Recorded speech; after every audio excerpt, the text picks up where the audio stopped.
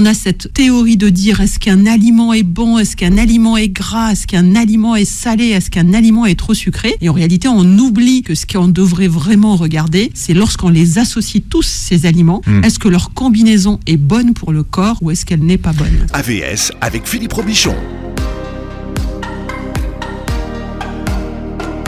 À votre santé, et la santé, comme on le dit souvent dans cette émission, est dans l'assiette, et nous allons parler des combinaisons alimentaires avec mon invité, le docteur Kaina Oussedik. Bonjour et bienvenue Kaina. Bonjour. Ça fait plaisir de vous revoir. Vous êtes docteur en biochimie moléculaire, nutritionniste et spécialisé dans les équilibres nutritionnels, et vous bâtissez depuis quelques années des ponts dans une nouvelle finalement discipline, la biochimie alimentaire. C'est ça, tout à fait. On voit souvent les nutritionnistes, les diététiciens. Nous sommes des biochimistes. On travaille sur les activités de sécrétion enzymatique sur la digestion, et donc on pense qu'on peut ramener une part de solution pour toutes ces problématiques. L'idée, c'est de savoir ce qui se passe dans le corps quand on mange quelque chose, en fait. Exactement. L'idée, c'est de savoir ce qui se passe lorsqu'on combine plusieurs aliments dans son assiette. C'est vrai qu'actuellement, les gens sont de plus en plus sensibles au choix des aliments, aux saisons, à la qualité des aliments. Maintenant, il faut être sensible aux combinaisons que l'on fait avec ces aliments-là. Voilà, et vous publiez Le pouvoir extraordinaire des combinaisons alimentaires chez Flammarion.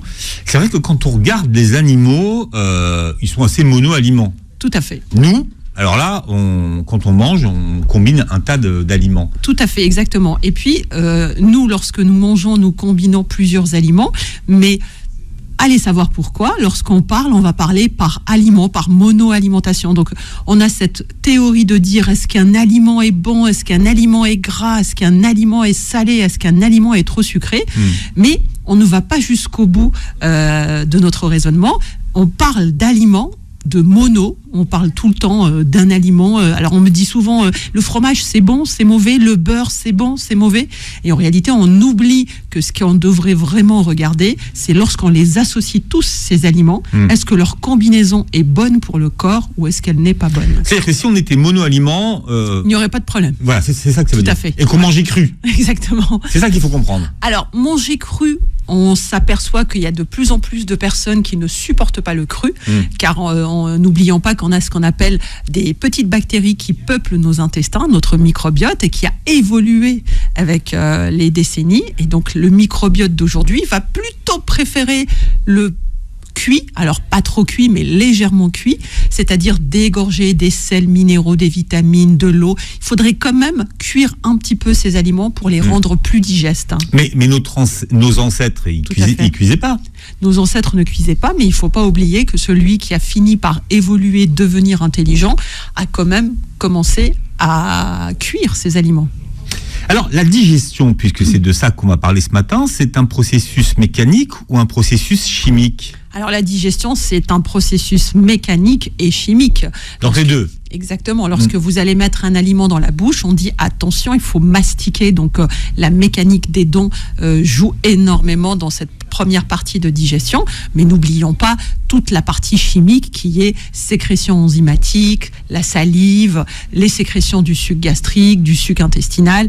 Et évidemment que la digestion, c'est les deux paramètres. Et on doit respecter ces deux paramètres pour avoir une bonne digestion. C'est-à-dire qu'à chaque étape de ce qu'on mange, et pas qu'on avale, il va y avoir une réaction, on va dire, chimique de notre corps sur ces aliments-là. Et lorsque vous associez correctement ces aliments, la réaction chimique qu'il va avoir sur cette combinaison sera bénéfique pour la suite de la digestion. Par contre, lorsque nous associons mal, cette mauvaise association va avoir un effet, on va dire, chimiquement pas extraordinaire pour la digestion. Donc on risque de faire ce qu'on appelle les masses indigestes, des aliments qu'on ne va pas vraiment correctement digérer, et donc on ne va pas en tirer tous leurs bienfaits. Oui, ce sont des substances chimiques, donc ils sont des sécrétions digestives. Exactement. En réalité, lorsque nous mangeons, nous allons faire varier ce qu'on appelle le pH. Alors, on va faire un petit cours de chimie, mais au cours de notre digestion, on peut passer d'une phase très très très acide à moyennement acide. Et ces variations-là se font correctement lorsque vous combinez vos aliments correctement. C'est-à-dire que quand on part de la bouche, Donc la salive contient elle-même une substance. Exactement, contient plusieurs substances. Ces substances vont venir se fixer sur votre alimentation. C'est comme si on commençait à mettre des codes-barres sur les aliments que nous sommes en train de... Ça s'appelle comment ces substances? Alors en fait, il y a l'amylase, il y a plusieurs molécules en réalité dans votre salive. Mais pour vraiment venir simplifier ça, c'est comme si on se mettait à codifier, à mettre des codes-barres sur tout ce que nous sommes en train de mastiquer. On met plusieurs codes-barres sur tout ce que nous mastiquons. Ce code-barre, il est soit positif, soit négatif si les combinaisons ne sont pas bonnes. Ensuite, ce mélange d'aliments déjà code-barrés par votre salive va tomber progressivement dans l'estomac, et l'estomac là... D'abord, il y a l'œsophage. Exactement, l'œsophage qui va ramener tout ça, c'est un grand tunnel qui va emmener tout ça vers l'estomac, et hop, quand ça arrive dans l'estomac, c'est très simple pour lui, suivant les codes-barres, il sait ce qu'il doit faire. Et lorsqu'il y a des aliments... Alors, qu'est-ce qui se passe dans l'estomac, d'ailleurs? Alors, dans l'estomac, il y a une sécrétion du suc gastrique. Suivant le type de mélange que vous faites, soit l'estomac se met à sa condition la plus acide, ou soit il se met à sa condition la plus douce. Donc, il est entre pH 2, 5, 8. Et suivant ce que nous mangeons, il va être soit vraiment dans sa condition la plus acide. Par exemple, lorsque nous mangeons des fruits, les fruits sont riches en vitamines. Alors, nous, on aime bien dire, mange du fruit, c'est riche en vitamine C, c'est riche en B6, en B9. En réalité, une vitamine, ce n'est qu'une molécule acide. Si on se mettait à appeler les vitamines par leur nom chimique, nous dirions acide ascorbique pour la vitamine C, acide folique pour la B9. Et donc, en réalité, lorsque nous mangeons des fruits, ces fruits sont très, très riches en acides. Et lorsque ces acides vont tomber dans l'estomac va comprendre qu'il a affaire à de l'acide ascorbique. Et donc, il va se mettre dans sa condition la plus acide que la vitamine, pour pouvoir transformer tout ça en nutriments. Alors, c'est vrai que la nourriture aujourd'hui est de plus en plus molle, elle est de plus en plus facile à manger. Tout à fait. Et s'il faut mastiquer, pourquoi est-ce que c'est important justement d'avoir cette action de mâcher? Alors, cette action de mâcher, elle a plusieurs importances. La première, c'est ce qu'on disait sur les fameux codes-barres, c'est enrober totalement les aliments par la salive pour qu'ils soient bien pris en charge par l'estomac. Mais il y a aussi une autre action, c'est donner le temps aux sécrétions de se faire et donner le temps à votre cerveau de comprendre que vous êtes en train de manger. Souvent, il y a les gens qui vont vous dire « Oh, j'ai fini de manger, il m'a fallu 10-15 minutes pour comprendre que j'avais fini. » Donc, parce qu'ils mangent vite, ils ne mastiquent pas, ils avalent.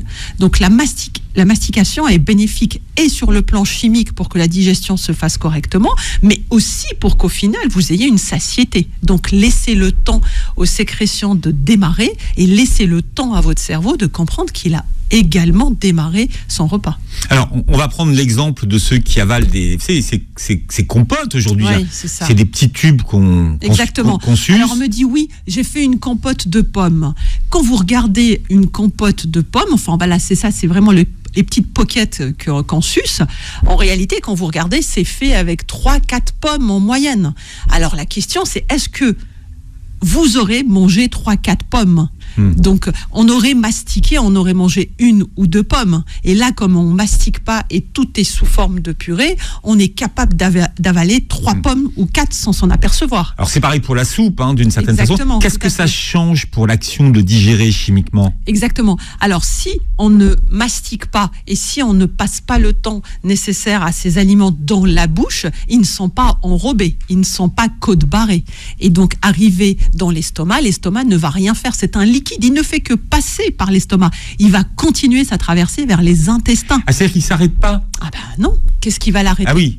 Il n'y a pas de grumeaux, il n'y a pas de morceaux, si je peux dire ça. Donc, tout liquide passant par votre bouche, vous l'avalez, il continue sa trajectoire. Qu'est-ce qu'il pourrait bien l'arrêter au niveau de l'estomac? Si c'est très liquide, ça continue sa trajectoire et ça tombe dans les intestins. Dire qu'il est digéré, Voilà, il va être digéré par les intestins, alors que les intestins, eux, sont vraiment la 3e étape. Donc, ils n'auront ni été enrobés par la salive, ni pris en charge par l'estomac, et ils se trouvent, boum, d'un coup, dans les intestins. Et donc, les intestins seront obligés de faire au mieux pour transformer ces aliments. Mais malheureusement, votre intestin n'est pas là pour remplacer votre salive, n'est pas là pour remplacer votre mastication, vos dents, et il n'est pas là pour remplacer votre estomac. C'est pour ça qu'on préconise vraiment de manger solide et de mastiquer. Alors, vous racontez le cheminement d'une pomme, quand on la mange dans l'organisme. Entre le moment où on met la pomme dans la bouche et le moment où elle ressort de l'autre côté, il se passe combien de temps, en gros ? Suivant... alors, après, si on prend quelqu'un qui n'est pas malade, qui n'a pas de problème de digestion, qui n'a pas de problème au niveau intestinal, quand vous mastiquez votre pomme, elle peut passer 2 à 3 heures dans votre estomac. Ensuite, elle va faire sa traversée dans les intestins. Les intestins, c'est très long. Donc, elle peut passer dans les intestins encore 4 à 7 heures. C'est le moment où c'est le plus long, en fait. C'est ça, exactement. Voilà, c'est ça. Le passage par les intestins. Donc, vous imaginez, il y a une moyenne de 8 à 10 heures de passage. Et ensuite vient la partie qui va être absorbée, donc va passer vers le sang, et l'autre partie que le corps n'aura pas besoin, il va commencer à la pousser tranquillement vers le côlon pour former les déchets. Donc, vous pouvez faire toute votre journée à digérer votre pomme. Encore plus encore plus si on mangeait un pain, un sucre lent, un polysaccharide. Lui va passer encore beaucoup plus de temps. On ira tout à l'heure dans la famille des aliments, mais ce qui veut dire que si le soir on mange une soupe et un yaourt, on n'a rien mâché du tout, en fait. Exactement, on n'a rien mâché, on n'a pas donné un signal à son cerveau en disant « j'ai mangé ». Et en plus, on va aller se coucher, laissant les intestins se dépatouiller avec tous ces aliments-là. Et pourtant, c'est une erreur qu'on commet facilement le soir, par facilité, en fait. Par facilité, mais c'est surtout, souvent, les gens pensent bien faire. On leur a appris, c'est dans ce qu'on appelle les fausses croyances. On pense bien faire avec la soupe, le petit bol de soupe, le petit yaourt, parce qu'on pense qu'en dormant, on ne doit pas remplir l'estomac. Mais tout ça, ce sont des fausses croyances, parce que votre corps, la nuit, quand vous dormez, il se transforme en usine. Il doit reproduire et il doit refabriquer tout ce que vous aviez utilisé la journée. Si donc vous lui donnez pas d'énergie pour le faire, c'est compliqué. Voilà, avec le docteur Kaina Oussedi qui est avec nous, docteur en biochimie moléculaire, nutritionniste et spécialiste des équilibres nutritionnels, et qui publie Le pouvoir extraordinaire des combinaisons alimentaires aux éditions Flammarion.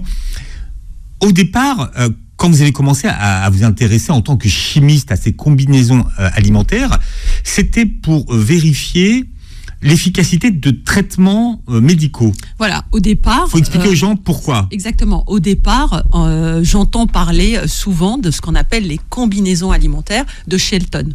Parce qu'il faut quand même souligner que c'est Shelton le premier à avoir mis en place ces fameuses combinaisons alimentaires en 1920. Et Shelton, Herbert Malgolfin Shelton, exactement, naturopathe américain dont on dit qu'il aurait vécu jusqu'à 100 ans. Oui, c'est ça. Voilà. Plus de 100 ans, oui, tout à fait. Enfin, lui, il fallait manger cru. Enfin, voilà. Et il avait quand même poussé un peu la science vers ses limites.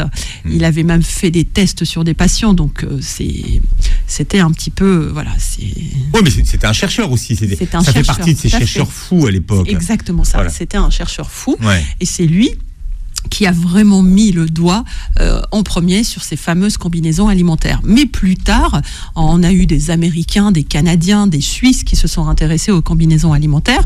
Et c'est vrai que plusieurs scientifiques s'y sont intéressés dans le but d'essayer d'économiser un maximum d'énergie chez les patients qui étaient en traitement assez lourd. Et c'est là où je me suis dit, tiens, en France, on ne le fait pas. Peut-être il serait intéressant de voir un petit peu comment on pourrait accompagner ces patients. Voilà, donc vous avez repris les travaux de Shelton et vous y avez ajouté vos connaissances en chimie et en biochimie, et vous avez fait évoluer justement ces recherches. Et voilà, exactement. Et donc, on avait fait ça dans une clinique, c'est la clinique Paul Piquet à Sens, et on avait travaillé avec eux, on avait fait un partenariat avec eux et avec l'ARS de la Bourgogne-Franche-Comté, que je salue, et c'est vrai qu'on avait commencé à faire ces fameuses combinaisons alimentaires sur des patients qui allaient rentrer en traitement ou qui étaient en cours de traitement.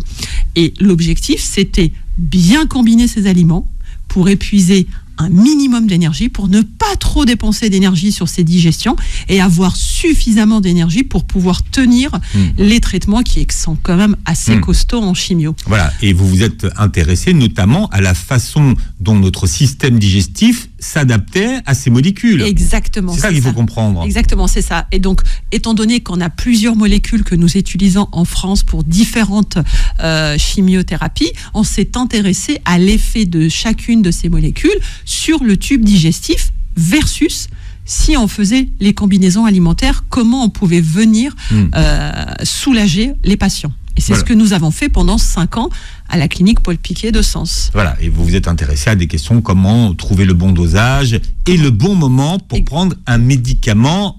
Exactement. Par rapport au moment où on en est de sa digestion. Voilà, c'est ça. Souvent, les chimiothérapies, en tout cas la clinique, étaient faites le matin très tôt. Donc, les patients se présentaient très tôt le matin. Et donc, on a une diététicienne qui est sur place, qui va leur expliquer un peu les combinaisons, qui va les sensibiliser pour les combinaisons. Et ensuite, lorsque les patients donnent leur accord, on les suit au cours de toutes leurs séances de chimiothérapie. Et c'est là où on a vu le bienfait sur ces patients-là. Et c'est comme ça que petit à petit, on en est venu à proposer les combinaisons alimentaires à tous les patients qui avaient des réels problèmes digestifs. Parce que les chimios ont des actions sur sur nos sécrétions, sur le microbiote, sur le microbiote, sur nos sécrétions enzymatiques, sur notre tube digestif, sur même la décontraction de l'estomac et des intestins. Les molécules de chimio, c'est vrai que c'est très bénéfique pour combattre un cancer, mais en même temps, si on arrivait à venir les emboîter dans un programme nutritionnel sur mesure pour le patient, c'est vrai qu'on a vu des résultats très très concluants. C'est-à-dire qu'en fait, vous avez combiné chimio et programme nutritionnel adapté grâce aux associations alimentaires. Exactement, c'est ça. Et à quel moment est-il plus intéressant de justement prendre un médicament ? Alors, en réalité, tout dépend. Ça dépend de la molécule. Ça dépend de la molécule, mais surtout, ça dépend de la physiologie du patient. Il y a des patients pour lesquels on va doser certaines molécules via un bilan sanguin, et on va voir que pour eux, c'est beaucoup plus bénéfique de prendre ça très tôt le matin, dans la matinée. C'est vrai que là, pour les chimios, c'était à nous de nous adapter, parce que la chimio, elle a été faite le matin très tôt, enfin la matinée. Donc, c'était à nous de nous adapter à ces rythmes-là et de trouver un rythme alimentaire adéquat. Vaut mieux administrer un médicament quand la digestion est rapide ou quand elle est lente ? Il vaut mieux administrer un médicament quand la digestion est lente. Comme ça, votre système digestif ne va pas venir abîmer de trop cette molécule. Ça, c'est important à comprendre. Tout à fait. Et puis, quand il s'agit de chimio, c'est vrai qu'il y a plusieurs études un peu contradictoires, tout le monde n'est pas d'accord, mais à mon sens, lorsqu'on vient le matin faire une chimiothérapie, il y a quelque chose qu'on demandait aux patients de ne pas faire, c'est de ne pas ingérer du sucre. Donc, pas de sucre blanc, pas de pain blanc. On leur proposait d'ingérer des pains noirs, des pains complets. On leur proposait de sucrer avec du miel, mais on leur demandait de ne pas ingérer de sucre blanc. Alors, pourquoi ? Parce qu'en réalité, le sucre va venir réduire un peu l'efficacité de vos traitements. Ce qu'on faisait, nous, c'est une forme de jeûne. On demandait aux patients de ne pas manger de sucre les 2 jours avant et le jour de la chimio. Comme ça, c'était une façon d'affamer un petit peu ces cellules, toutes les cellules de son corps. Parce que les cellules cancéreuses aiment le sucre. Voilà, et parce que même nos cellules aiment le sucre. Donc, si vous arrêtez de manger du sucre, mais vous mangez de tout et diversifié, mais 2 jours avant votre chimio, vous ne touchez plus au sucre, évidemment que le jour de la chimio, quand vous administrez ça, l'absorption est beaucoup plus intéressante pour le patient. Donc, quand on parle d'association alimentaire, ça veut dire quoi en fait ? Alors, concrètement, on va prendre un exemple. Si le matin, vous me dites « Kaina, j'adore ma tartine au beurre » ou « j'adore ma tartine de pain au fromage », je vais vous dire « c'est parfait, c'est très bien, on peut continuer ». Mais si vous me dites qu'à ça, vous rajoutez un jus de fruits, alors là, je vais vous dire que c'est pas bon parce que le jus il est préférable, dans un premier temps, de consommer un fruit sous forme solide et pas sous forme de jus. Et si vous consommez un fruit, c'est ce qu'on appelle un acide. Il fait partie de la famille des acides parce que riche en acide ascorbique. Alors que si vous consommez une tartine, le pain, c'est un féculent, ça fait partie des amidons. Alors, on ne l'a pas encore dit, mais dans votre livre, vous partagez une classification de l'alimentation. Vous avez commencé à parler des acides. Alors, il y a plusieurs catégories. Il y a les protéines. Donc, il y a les protéines animales. Alors, de première et de deuxième catégorie, dites-vous. C'est ça, parce que la protéine animale qu'on appelle la bête, elle est un peu comme vous, comme moi, elle a un derme, un épiderme, des tissus, du sang, des hormones, des enzymes. Par contre, ce qui découle de la bête n'a pas la même anatomie, n'a pas la même structure chimique. Donc, on ne peut pas dire que leur digestion est identique. Donc, vous avez d'un côté la famille de la protéine animale, de l'autre côté, vous avez ce qu'on appelle les aliments neutres. Et à l'intérieur de cette famille des neutres, nous retrouvons les protéines de second degré. Mais on retrouve aussi des légumes verts, des produits laitiers, les œufs, etc. Et pourquoi neutre ? Expliquez-nous. Le neutre, ça veut dire qu'il n'impose aucune condition digestive au cours de la digestion. C'est-à-dire que s'il est avec des acides, il se fera digérer dans les mêmes conditions que les aliments acides. S'il est avec une protéine animale, il se fera digérer dans les mêmes conditions que la protéine animale.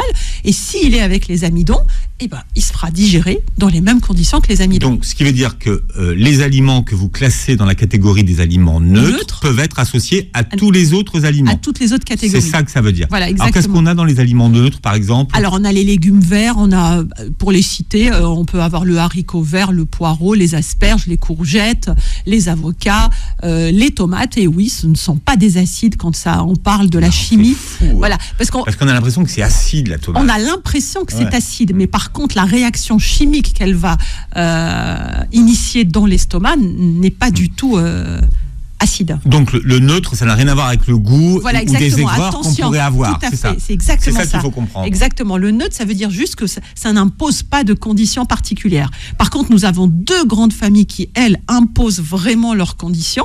En biochimie, j'appelle ça les deux gangsters. On a les acides et les amidons. Donc chacun... Alors, dans les acides, qu'est-ce qu'on a, par exemple ? Dans les acides, on a tous les fruits crus et les fruits séchés comme l'abricot, le pruneau, le raisin, etc. Et nous avons tout ce qui découle de ces fruits crus, c'est-à-dire le vin blanc, le rosé, le champagne. Dans les acides. Voilà, tout à fait. D'accord. Le citron, tous les vinaigres, la moutarde, tout ça est acide. D'accord.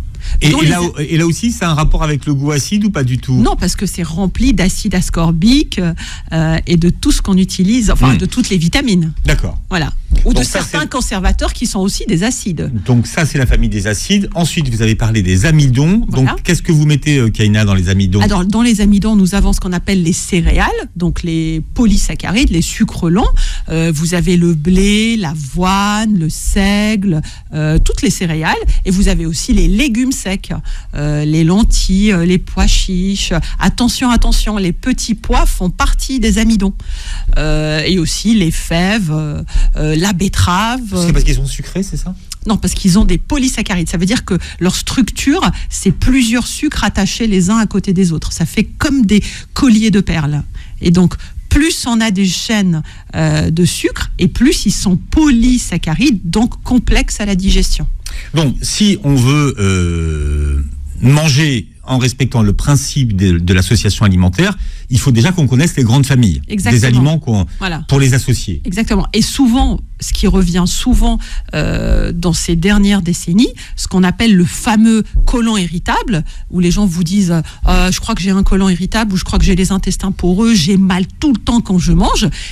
S'ils faisaient juste attention à définir quels étaient leurs acides habituels et quels étaient leurs amidons habituels, ils verront que lorsqu'ils arrêteraient de mettre ces deux familles dans le même repas, ces douleurs-là, ces ballonnements et ces fermentations vont disparaître. Bon, il y a des tableaux dans votre livre pour savoir qui appartient à quelle famille et quelles sont les associations qu'on peut faire. Ça s'apprend, mais c'est simple. Attention, ça a l'air un peu comme ça difficile. Mais c'est très ludique. Voilà. Et puis l'objectif, ce n'est pas d'exclure des aliments. Arrêtons d'avoir cette philosophie, cette théorie qui dit pour se sentir bien, il faut exclure des aliments. Bon, alors justement, je rappelle... La diversité est importante. Je rappelle... Ah oui, à qui le dites-vous, Kaina ? Voilà, on parle des combinaisons alimentaires ce matin avec le docteur Kaina Oussedik. Je rappelle que vous expliquez le principe de la méthode dans le pouvoir extraordinaire des combinaisons alimentaires aux éditions Flammarion. On a vu les 5 familles d'aliments qu'il faut connaître. Les 4, pardon. Et après, qu'est-ce qui ne va pas avec quoi ? Alors, qu'est-ce qu'on ne peut pas associer ? Ce qu'on ne peut pas associer, ce que je disais là, ce qui est important, c'est d'essayer vraiment de définir quels sont tous les aliments amidonnés que vous mangez.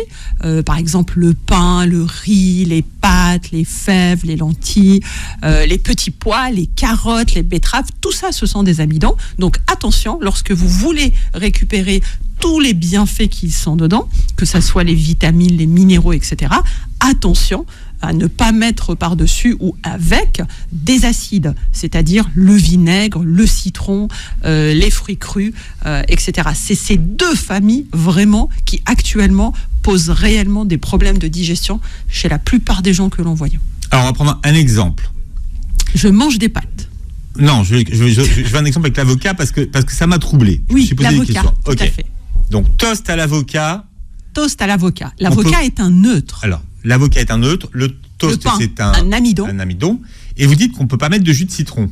Voilà, parce que le citron avec le pain ne vont pas ensemble. Alors que si on fait une salade d'avocat avec ce que vous voulez... On pouvait rester sur le toast, hein. On pouvait rester sur l'avocat et votre pain, votre tartine, mettre un filet d'huile d'olive, un petit peu de sel, et c'était bon. D'accord. Parce que si on mange l'avocat en salade et qu'il n'y a pas de pain, on peut mettre du citron. C'est ça. C'est ça que ça veut dire. Exactement. Pour le toast, c'est soit le citron, soit le pain, mais pas les deux, parce que sinon, vous perdez les bienfaits de l'avocat. Bon, couscous. Le couscous, c'est un amidon. Si je le mange... La graine, c'est de l'amidon. Voilà, la graine, c'est de l'amidon. Si je mets ça avec des pois chiches, avec des courgettes, des carottes, des navets, tous les légumes que je veux, c'est parfait. Par contre, si je rajoute du raisin cru, comme certains aiment le faire, ou de la pastèque, là pour le coup, le raisin, la pastèque, ce sont des acides, et ça ne va pas avec la graine. Ce qui veut dire qu'au cours du même repas, si vous mangez un couscous et qu'en dessert, pour terminer, vous prenez de la pastèque, on n'est pas bon du tout. Au niveau des associations alimentaires, on n'est pas bon. Enfin, voilà, après, Au niveau des associations alimentaires, tout à fait. Voilà, c'est ça qu'il faut. On va ballonner, on va faire monter, on peut malheureusement, on va aussi stocker un peu de ce repas.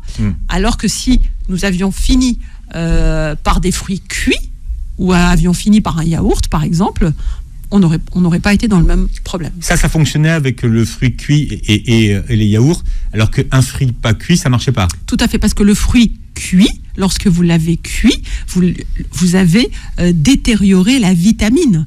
L'acide ascorbique, votre vitamine C, elle ne vit pas au-delà de 100 degrés. Donc lorsque vous cuisez vos fruits, vous êtes en train de détruire toutes les vitamines. Évidemment que du fruit cuit, vous récupérez les fibres, les minéraux, mais il n'y a plus les acides. Il n'y a plus ces fameuses vitamines qui vous gênent à la digestion. Il y a eu une mode pendant quelques années qui consiste à dire qu'il ne fallait pas manger les fruits pendant les repas, qu'il fallait les manger en dehors. En dehors. Tout à fait, parce que... c'était par rapport aux combinaisons, tout à fait. C'était pour ça, exactement. Tout le monde vous dira, si je mange un fruit au cours de mon repas, je fermente. Mais parce que les gens ont tendance à manger de l'amidon à tous les repas. Ils ont tendance à manger l'amidon sous forme de pain, de riz, de pâtes, de pommes de terre. À chaque repas, ils ont de l'amidon. Donc ils ont bien compris qu'à chaque fois qu'ils mettaient le fruit en plus, ils fermentaient, ils n'étaient pas bien. Mais parce qu'ils faisaient acide amidon. Donc c'est pour ça qu'à une époque, au lieu d'expliquer les combinaisons, c'est vrai que plusieurs médecins préféraient juste dire mettez les fruits en dehors des repas. Exemple, un steak avec des pommes de terre. Voilà, un steak avec des pommes de terre à ne pas faire tous les jours, parce que le steak c'est quand même une protéine animale, donc complexe à la digestion. Les pommes de terre, c'est la même chose, mais de temps en temps pour se faire plaisir, ça c'est une association qui passe. Steak-pâte. Steak-pâte, c'est pareil, c'est une association qui passe, mais qui est quand même assez complexe à la digestion. Mais si vous mettez la petite cuillère de moutarde juste en plus, là pour le coup, la moutarde, la mayonnaise acide. Ou le ketchup, voilà, ce sont des acides. Et donc là, on va stocker le steak pomme de terre ou steak pâte. Donc en fait, l'erreur, c'est pas les pâtes ou les pommes de terre, c'est la moutarde. Voilà, exactement. Ce sont des acides qu'on rajoute souvent avec nos repas pour accompagner, et c'est ce qui fait qu'au final, la digestion se passe très mal. Les associations alimentaires, il faut les respecter tout le temps, sinon ça sert à rien. Voilà, c'est ça. Alors attention par contre, parce que souvent c'est la question qui revient, les combinaisons alimentaires, c'est à respecter à partir du moment où on s'aperçoit que même si on garde une bonne hygiène alimentaire, on fait du sport, on fait attention, on s'aperçoit qu'on a ce qu'on appelle l'épaississement de la ceinture abdominale. Alors souvent les gens vous diront, c'est bizarre, depuis quelques mois, depuis quelques années, je me vois épaissir au niveau de la ceinture abdominale et pourtant je fais attention à mon alimentation. C'est là où on devrait avoir ce warning et se dire, les combinaisons alimentaires. Mais avant ça, si vous arrivez à tout manger et tout bien digérer et vous arrivez à maintenir votre silhouette et ne pas épaissir au niveau de la ceinture abdominale, alors c'est pas le moment encore. Bon, c'est bientôt le mois du Ramadan. Bon, alors là, c'est un peu aussi culinairement un mois où ça voyage. Tout à fait. Où on réintroduit toutes les recettes, les soupes, où il y a beaucoup d'ingrédients d'ailleurs. Est-ce que finalement, quand on fait une soupe, il y a des ingrédients qui ne vont pas ensemble? Alors, on se met d'accord, le mois de Ramadan, 80% des gens vont consommer de l'amidon tous les soirs. Que ça soit la soupe de blé, que ça soit différentes soupes, carottes, navets, que ça soit les tagines, que ça soit la semoule, que ça soit les petits gâteaux après le repas. Le mois de Ramadan, à mon sens, c'est la fête de l'amidon. C'est la fête de l'amidon, c'est tout à fait ça. Ouais. Et donc, il faut avoir quelques notions. La première, c'est comment je dois rompre le jeûne pour que ma digestion se passe bien. Ça, à mon avis, c'est quelque chose, c'est la règle d'or, parce qu'après, il va y avoir plusieurs plats au cours d'un même repas, et c'est vrai que c'est assez dense pour votre tube digestif. D'ailleurs, les gens se plaignent de mal digérer pendant le mois du Ramadan. Alors ça, c'est une plainte qu'on entend pendant tout. Les gens disent oui, je mange moins, mais je digère mal. Exactement, parce que la première règle d'or, c'est de se dire, mon tube digestif n'a pas fonctionné pendant parfois 10 heures, 13 heures, 16 heures dans certains cas. Donc, mon tube digestif n'a pas sécrété de sucre. Il n'a pas fonctionné pendant plusieurs heures. Donc, au moment où je veux redémarrer la machine, il faut que je donne le temps à mon tube digestif de sécréter les sucres, de sécréter les enzymes, redémarrer la machine. Donc, souvent, ce que nous préconisons, c'est de prendre une date, attention c'est un acide, ou de faire une cuillère de yaourt. Certains nous diront j'ai pris un petit morceau de pain, pourquoi pas, un petit verre de thé ou autre, une boisson chaude. Là, je laisse le temps. En fait, il faut que je mange un petit bout de quelque chose et je laisse 15 minutes pour que mon corps se redémarre. D'ailleurs, j'ai envie de dire, au niveau de la sunna, c'est ce qui se fait. Exactement. Il y a la rupture de jeûne, un temps de prière et après la suite du repas. Et oui, on avait bien fait les choses. Oui, non mais voyez, il est prévu ce temps de. Alors que les gens parfois rompent le jeûne et enchaînent. Tout à fait, c'est ça. Donc, nous, c'est ce qu'on préconise. C'est le fameux grand verre d'eau tiède. Attention, il faut que ça soit tiède. Il faut que ça soit pratiquement à la température du corps. On ne va pas faire de choc thermique alors qu'on a jeûné pendant... Ce que font les Chinois, d'ailleurs. Exactement. Toujours se rapprocher de la température du corps. Donc, je romps mon jeûne avec un verre d'eau tiède. Je mange soit un petit bout de pain, soit un petit bout de quelque chose. J'attends 15 minutes pour que toute la machine redémarre. Et ensuite, je me mets à table pour manger. Mais lorsque je vais manger, je dois choisir. C'est faire un choix. C'est soit la soirée de l'amidon, soit la soirée de l'acide. Mais pas les deux en même temps. Donc, le petit citron sur la brique, c'est tout ce qu'il ne faut pas faire. Le petit citron sur la shorba. Oui. Non ? C'est tout ce qu'il ne faut pas faire. Et oui. Donc, il faut supprimer le citron. C'est soit la shorba, soit le citron. De toute façon, on a les pois chiches. Exactement. Non mais c'est ça. Vous avez tout compris. Non mais c'est compliqué. Bon. Voilà. Le bol de shorba avec la brique, ça passe bien. Avec la petite goutte de citron, c'est fini. On vous a perdu pour la soirée. Pour votre digestion, pour l'association, on enlève le citron. C'est ça, on enlève les acides. Comme c'est la fête de l'amidon pendant 30 jours, on essaye de ne pas consommer les acides. Si on souhaite consommer les acides, c'est-à-dire si nous souhaitons consommer les fruits, ce que nous proposons, c'est vers 3h, 4h du matin. Certains se lèvent pour manger quelque chose. Là, on peut faire un yaourt avec quelques fruits, des noix, des amandes. Et là, on peut faire des fruits, des amandes, vers 3-4 heures. Alors nous, par contre, pour que le jeûne se passe bien, sans que les gens aient mal à la tête, soient fatigués, etc., conseille quand même de réduire le sucre au maximum. Moins nous mangeons de sucre, et plus le jeûne se passe convenablement. Oui, parce que sinon on se tape des pics de glycémie. Mais ce qui voudrait dire que, idéalement, le repas du matin, quoi, le saour, c'est qu'est-ce qui est idéal pour, alors, l'idéal, on va dire, pour vraiment vivre une journée de jeûne tranquille, on va dire. Tout à fait. Ouais. C'est un yaourt, des noix, des amandes, des pistaches et pas de sucre. Et c'est tout ? Voilà. Ça suffit pour... Ça tient 10 heures. Parce que les oléagineux, ce qu'on appelle les pistaches, les amandes, les noix, c'est 9 heures de digestion.